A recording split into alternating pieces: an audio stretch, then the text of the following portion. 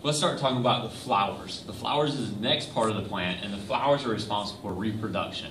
So you might have thought before flowers are responsible for looking beautiful, given to your girlfriend or boyfriend on Valentine's Day. But in reality, flowers are responsible for reproduction of plants. So in order to reproduce, the flowers are responsible for the production of seeds. That is how that plant is going to reproduce.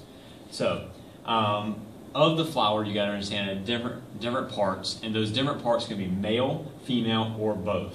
They are all responsible in making the seed from the flower.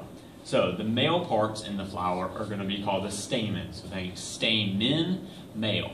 And the female parts, female, is going to be the pistil. Within the stamen you have two main parts. You have the anther, which houses the pollen. All the pollen is on the anther. And then you have the filament, which is just responsible for holding up the anther.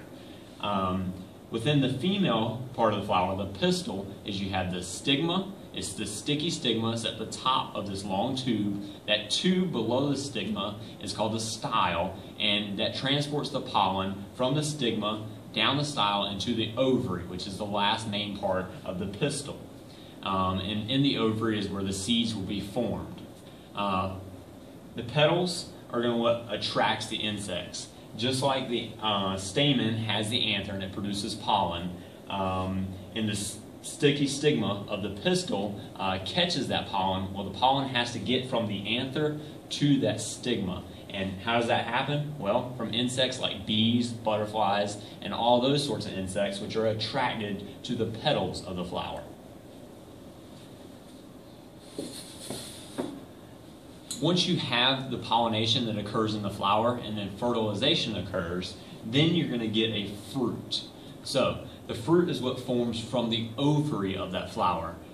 Think of an apple, for instance. Every time you eat an apple, you're eating the ovary of a plant, or a developed ovary of the plant. So the ovary is the lower part of the pistil at the bottom, below the stigma and the style, and it's going to what develops into a fruit. And the purpose of the fruit is to house the seed. So inside that apple, if you eat all the way down to the core, you're going to find seeds. So the fruit houses the seeds. And of the seeds, there's three main parts. There's the seed coat, there's the endosperm, and there's the embryo. The seed coat protects the seed. Think if your coat is going to protect you in cold weather, the seed coat protects the seed. The embryo is the baby plant. That's what's inside the seed, and you'll take a look at that a little later in other videos. And the endosperm is the food for the seed. It is what the seed is going to feed off of until it's mature enough to make its own food. If you think back, what is that process called? It's photosynthesis. It will eventually make its own food through photosynthesis.